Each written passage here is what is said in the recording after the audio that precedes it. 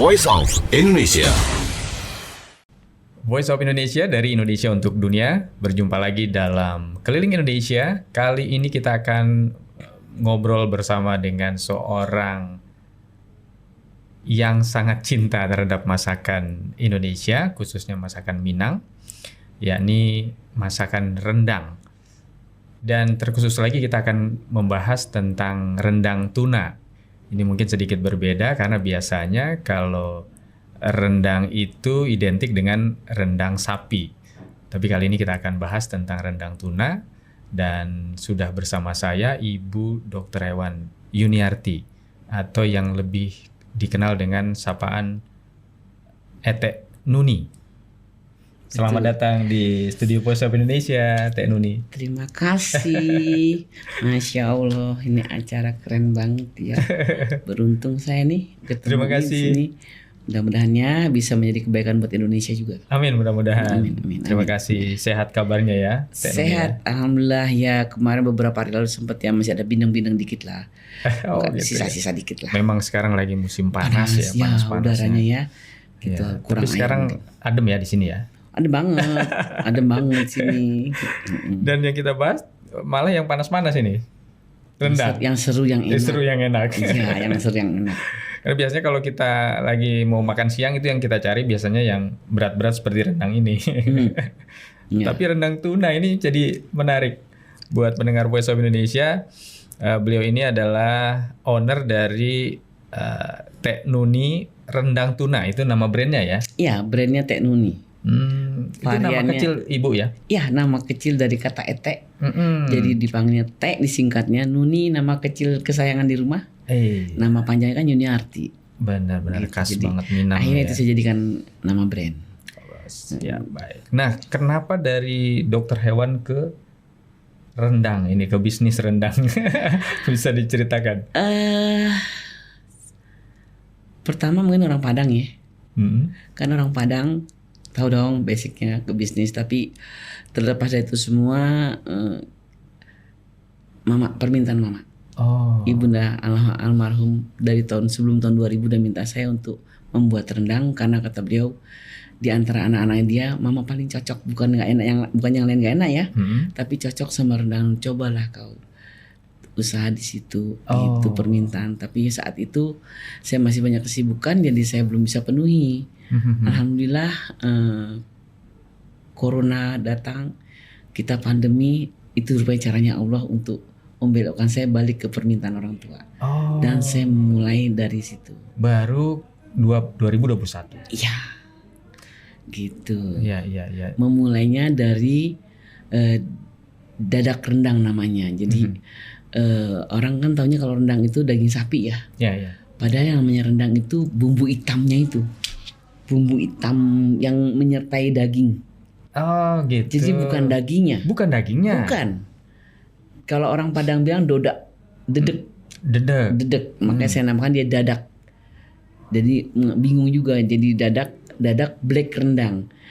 Black itu mengindikasikan otentik Padang. Mhm. Nah, ini rendang. Jadi saya ingin meluruskan selama ini pemahaman orang yang dikatakan rendang itu adalah daging konotasinya. Daging sapi. Padahal bumbu yang hitam itu yang udah jadi ya. Di situ kan udah ada rempah-rempah, udah ada santan lengkap deh tuh. Itu. Nah, dengan diluruskannya ini maka dia menjadi induk daripada rendang itu, dia bisa membuat ada turunannya. Salah satu rendang tuna. Mhm. Bisa bikin sandwich. Bisa buat sandwich, buat cocolan, buat sendang Oh, singkong. cocolan bisa juga. Bisa banget. Jadi kami di rumah mak punya kebiasaan kalau mak bikin rendang daging udah habis dagingnya kan ada bumbunya, ada singkong goreng kayak pisang goreng buat Kalau cocolan. gitu apapun boleh ya? Boleh. Kalau- Makanya rendang tuna ini saya buat karena Indonesia negara yang lebih banyak air laut nih ya. Iya. Ya kan? Ikan tunanya luar biasa banyak. Tuna cakalang tuna cakalang itu sangat banyak dan kebanyakan diekspor di tengah laut. Mhm. Kasihan orang Indonesia kan ini bagus banget nih nilai Iya, gizinya. Kulitnya juga bagus dimakan, kandungan kolagennya tinggi. Jadi saya terpikir ada sesuatu yang lain deh. Nah, ada satu keprihatinan tentang ikan-ikan ini banyak anak-anak kurang suka makan ikan. Iya, iya benar. Karena mungkin varian masakan ikannya itu yang kurang. Iya. Nah, saya mencoba memberi satu varian bentuk masakan ikan, yaitu dalam bentuk ikan rendang. Dan anak-anak bisa Berarti ini makan. sejalan sama Kementerian Kelautan dan Perikanan ya, Gemar Ikan. Iya. Program itu memang Itu harus digalakan ya, penting banget. oke. Jadi anak-anak ini kan tidak pedas ya, tidak ada tulang. Ya, Dia filet. ya. Tinggal diaduk sama nasi panas ubuk-ubuk jadi. Dan nggak perlu dipanasin karena ini 1 tahun Iya. di suhu ruangan ya. Ini produk kita ya. Dan ini produknya. Ya, ini produknya Oh, oke. gitu. Cakep ya kemasannya. Alhamdulillah. Kemasannya kece ini. Kece. Ini seperti yang Ada birunya melambangkan inilah ya. Ya, dan 2 varian ya, ada yang kotak seperti ini. Ada yang Ada kaleng. Satu kaleng. lagi. Jumlahnya aja lebih banyak dan ini kemasan kaleng.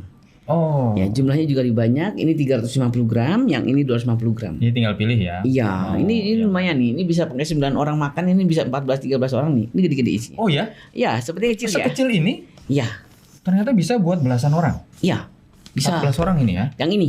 Oh, Ini yang paling kaleng. 9-10 orang lah.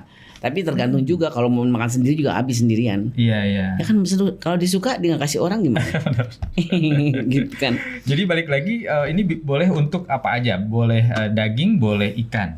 Boleh, Boleh tapi ya apa kalau saja. ini yang tuna mungkin sorry Pak yang dadak rendang. Oh, yang lain. yang bumbu ya. Oke, yang bumbu yang lain ya. yang kecil itu di depan ada. Tapi ini khusus buat tuna. Kalau ini yang rendang, kalau ada rendang tuna berarti ada rendang tuna. Berarti buat tuna cocoknya. Ya kalau mau pakai daging ya rendang daging. Mau pakai jengkol rendang jengkol gitu. Berarti ibu variannya banyak dong. selain Banyak varian. tuna ini Tapi ya. berbasic dari dadak black rendang. Jadi nggak susah Pak bikin rendang tuna tuh setengah jamnya jadi. Kalau pakai dadak black bisa saya. Setengah jam jadi kan Bisa. bukannya 7-8 jam ya? Kalau bikin rendang sebenarnya memang lama untuk ini kan udah jadi Pak, ready to eat or ready to process. Jadi dadak rendang bisa saya dibantu Bapak. Yang mana? ya? Yang kecil Pak tadi yang dadak rendang. Oh ini dia. Yang yang Iya. Oh iya. Nah, ini yang membuat semua menjadi mudah. Ini yang semua bisa membuat varian. Mau bikin rendang teri juga bisa. Ikan teri digoreng aja terus ini buka. Ya, langsung diaduk aja campur jadi satu. Atau makan nasi panas doang sama telur ceplok juga ada rendang telur namanya. Iya. Pemahaman ini yang penting. Nah, dengan adanya ini yang kami harusnya masaknya 6-7 jam, dengan ini masak rendang setengah sampai 1 jam selesai. Bikin 6 kilo aja cuma 2 jam beres. Jadi- Lalu ya pakai panci presto. Dipersingkat. ya. Mempersingkat. Inilah yang disebut karena ini masuk produk inovasi Pak. Alhamdulillah sama Kemenparekraf kita masuk 70 besar nasional. Iya. Terus Kemenperin kita masuk 40 besar. Pangan Award kita masuk 50 besar. Karena inovasi ini. Tapi otentik ya Bu ya, sama dengan yang 7 jam Otentik, tadi. Bapak. Mau dibuka juga boleh kok, Otentik Pak. terus kemudian apa bedanya dengan makanan instan? Kan Ini sebenarnya instan Pak. Ini Oke. yang disebut instan. Kepraktisannya anti ribet Pak, nggak perlu beli santan, nggak perlu lagi bikin bumbu ngulek-ngulek, nggak perlu. Iya. Ya, jadi bener-bener ini praktis, anti ribet, anti gagal lagi. Udah pasti jadi, udah Iya, jadi iya. kok. Orang ini aja dimakan udah enak. Cuman kalau mau pakai ikan bandeng, di rumah ada ikan bandeng, goreng aja ikan bandeng, kasih aja nih di atasnya lumurin, jadi rendang bandeng. Benar. Jadi ini pas banget buat orang-orang yang sibuk dengan pekerjaan, Orang dengan sibuk, aktivitas sehari-hari ya. lagi mager, buat oleh-oleh Baik. banyak Pak yang dipakai buat anak-anak yang di luar negeri juga bisa Iya. dikirimin karena masa siman 1 tahun Pak ya. Buat PBN mertua bisa juga Iya. kan gitu ya, anak-anak mau masak-masakan di rumah juga bikin nasi goreng enak loh Pak pakai Iya. ini. Nah kalau gitu berarti ini sudah bisa diekspor ya dong? Secara produk sudah, Sudah diekspor ke tetapi mana aja? kalau ekspor pabean kita belum Pak. Karena kan baru keluar, tapi kalau just tip dibawain sama orang udah sering Oh, udah Pak. sering. Sering, Kemana tuh? alhamdulillah Kemana? ke Inggris sudah, ke Jerman, ke Amerika, beberapa kali ke Singapura, ke Kuala Lumpur. Tapi saya belum bisa ngeklaim udah ekspor ya, karena maunya saya ekspor itu lewat kepabeanan. Mudah-mudahan setelah ini kami sedang mempersiapkan juga untuk kita udah punya GMP, Oh. BPOM yang sedang yang untuk rendang tuna on proses. Mudah-mudahan sebentar kita bisa bisa punya dapur produksi yang berstandar HACCP. Amin. Mudah-mudahan setelah siaran kita ini. Amin. Itu target saya karena ini bagus banget Pak. Iya, Ini bagus banget. benar. Ini memang secara kemasan juga saya akui layak ya. Ya. Layak. Terus kemudian juga dari apa namanya filosofinya juga mungkin nanti di sini bisa dicantumkan kenapa rendang itu sampai sekarang begitu disukai orang. Terus kemudian juga secara turun temurun tadi kan Iya. jadi wasiat dari keluarga. Iya. Nah, saya balik ke situ tuh, Bu. Boleh monggo. Ibu kan tidak hanya berusaha di bisnis ini, tetapi juga ada wasiat orang tua. Artinya ada misi pelestarian di situ. Ya. Kenapa? Pelestarian budaya Minangkabau. Karena sebenarnya kalau orang yang mengerti, banyak yang mudah-mudahan anak-anak muda terutama mungkin tidak mengerti, rendang ini sebenarnya mengandung falsafah tinggi, Pak. Oh ya? Iya. Gimana bisa di Rendang ini jabarkan? kan yang kita maksud rendang yang ini ya Pak ya, bukan yang daging. Ini kan terdiri pertama rempah-rempah dulu Pak. Ada bawang merah, bawang putih, jahe lah, daun serai, daun jeruk. Itu menunjukkan, melambangkan karakter anak-anak kita Pak. Karakter anak-anak? Karakter anak. Dari rempah-rempah itu tadi Ya, yang banyak itu? Perbedaan kan? Kan nggak ada anak kita yang sama nih. 4 anak pasti 4 karakter. Oh iya. Ya, terus ini mama yang ajarin saya, yang ceritakan. Lalu ada minyak dan ada penggorengan. Itu lambang seorang bapak. Minyak dan penggorengan lambang bapak? Ya, bapak itu harus menjadi wadah, mencukupi sandang, pangan, pendidikan, menjadi melincinkan jalan anak-anaknya. Oh iya, minyak itu tadi. Iya. Tapi bumbu udah di blender nih Pak. Minyak udah ada, penggorengan udah. Belum jadi apa-apa Pak. Perlu api sama pengaduknya Pak. Nah itu perlambang siapa? Ibu. Oh ibu. Oh iya. Ibu itu seorang motivator. Ya. Jadi ibu itu seorang motivator. Ibu itu yang mengarahkan anak-anaknya. Ayo dek, papa sudah sekolahin kamu nih, jangan main-main. Ayo belajar ini begini. Kamu mau kemana, mau apa gitu. Itu ibu penyemangat. Iya. Iya. Ayo, kalau coba anak kecil, bapak kalau punya anak di rumah kan pulang nih ada bapaknya di depan yang dicari. Mama mana? Karena dia memang motivator. Iya, iya. Dia melekat sama anak-anaknya. Lalu ada santan, Pak. Nah, santan apa itu filosofi? Santan itu lambang cerdik cendekia, seorang ninik mama. Oh. Ninik mama itu saudara laki-laki dari seorang perempuan, saya. Matrilineal ya. Matrilineal ya. Jadi kan ada pepatah bilang gini, anak di pangku, keponakan dibimbing. Anak di pangku, keponakan dibimbing artinya, misalkan bapak saudara saya nih, Iya. ya, bapak jangan cuma ngurusin anaknya aja, bapak harus bimbing juga keponakannya nih, saudara perempuannya. Jadi harus dibantu, diarahkan. Bapaknya udah nyekolahin, dilihat, kamu bener gak sekolahmu? Udah lulus mau kemana? Kayak gitu. Itu santan ya. Santan, ada lagi cabai Pak. Cabai? Oh iya, Pedas kan? filosofinya ya pedas. Pedas. Pasti. Tapi sebenarnya kalau rendang Padang itu tidak pedas. Dia, tapi syaratnya harus ada cabai. Harus ada cabai. Harus ada cabai. Seperti kita punya produk tidak ada yang pedas. Lambang alim ulama. Oh. Di mana alim ulama apabila ada kaumnya yang agak berbeda dari kebiasaan, maka dia harus luruskan, dia harus tegas meluruskan bahwa ini loh yang begini loh, itu tugasnya alim ulama. Jadi ini falsafah tinggi banget. Tinggi sekali ya. Tinggi Ternyata. banget. Ya, jadi mungkin maksud ibuku mengingatkan aku ke situ. Satu lagi tentang ada falsafah lambang ya. Masak rendang ini lama Pak, 6-7 jam. Betul. Tapi dengan dadak rendang jadi praktis ya. Itu melambangkan kita harus sabar berproses. Kesabaran. Oh, kesabaran. Ya. Kesabaran berproses. Ketekunan. Jangan putus asa. Kan mau sesuatu yang enak nih. Hayu terus, aduk. Dan kecerdasan. Kapan harus api besar? Kapan api kecil? Kapan mengaduknya harus cepat? Kapan mengaduknya pelan? Iya. Itu. Betul juga. Itu ternyata itu saya kaji. Ternyata itu ya. Saya juga baru tahu ini ternyata. Luar biasa falsafah ini. Jadi mungkin karena ada soul, ada jiwanya daripada falsafah itu, Ya. ini yang membuat rendang kemana-mana. Dan enak. ketika produk itu dinikmati, itulah output positif dari sebuah proses memasak rendang itu tadi. Ya. Oh, Dunia udah ngakuin loh Pak, iya benar. ya kan, sudah 2 kali dan Indonesia juga mengakui.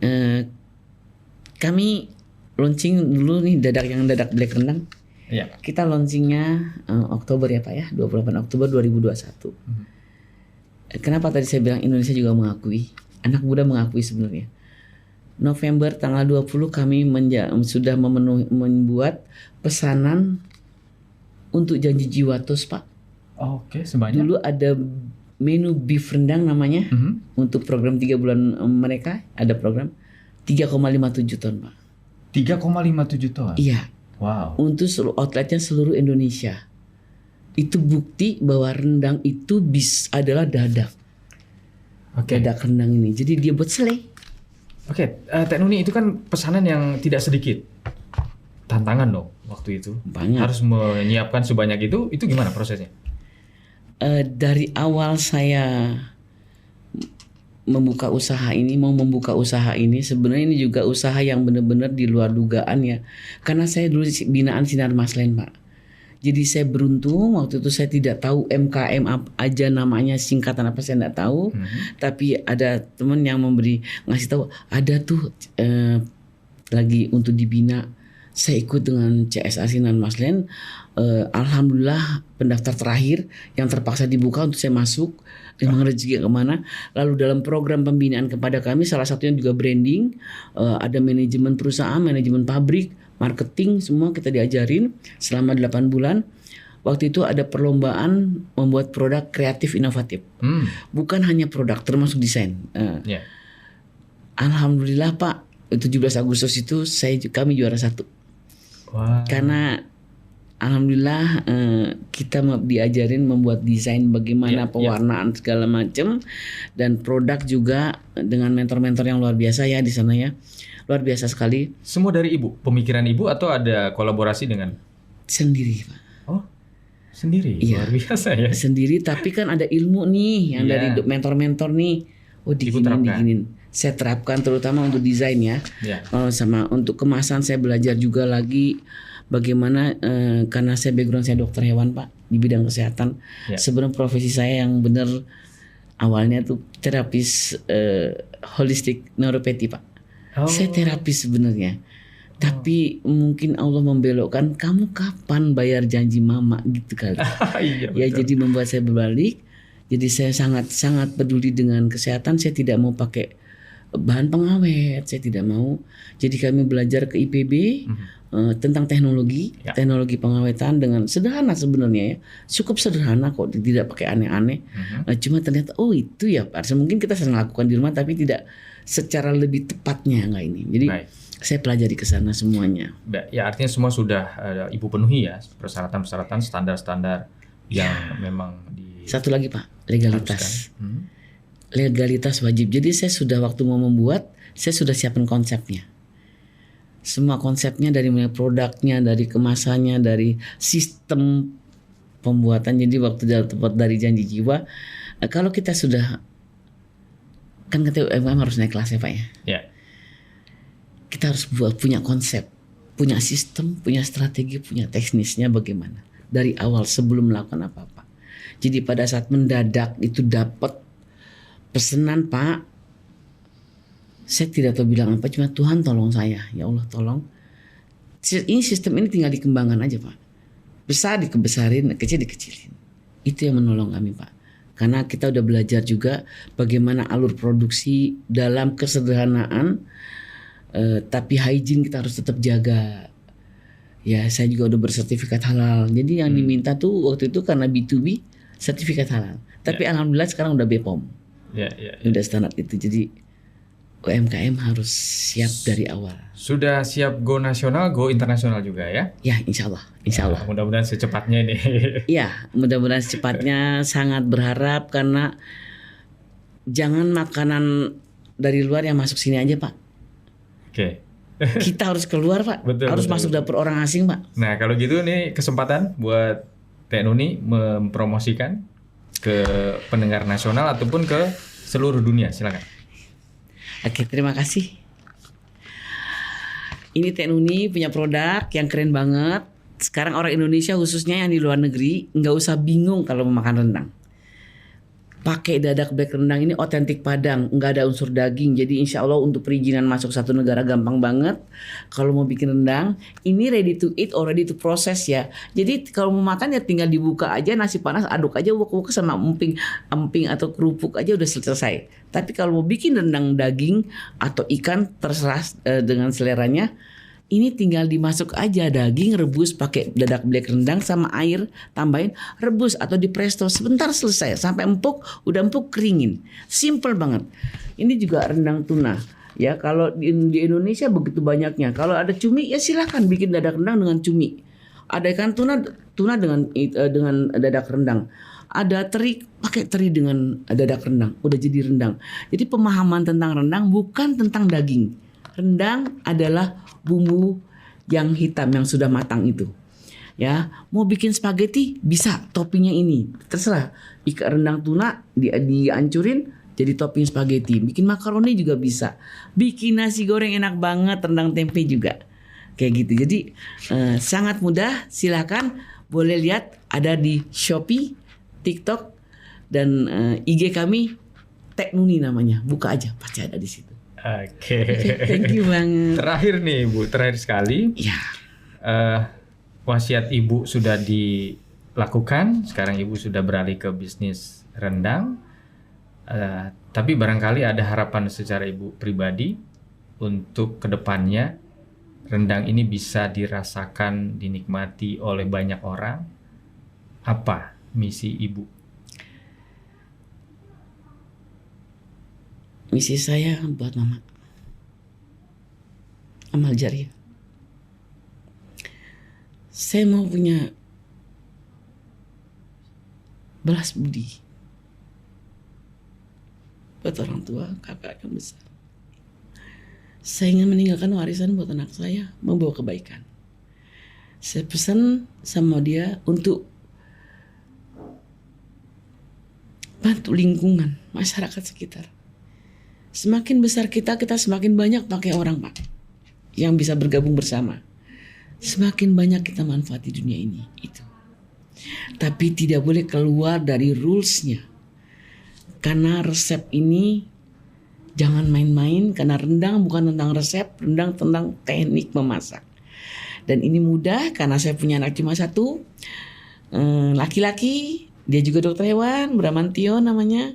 Saya bilang, ini menjadi warisan buat kamu. Saya juga punya anak-anak angkat banyak. Ini kalian bisa garap.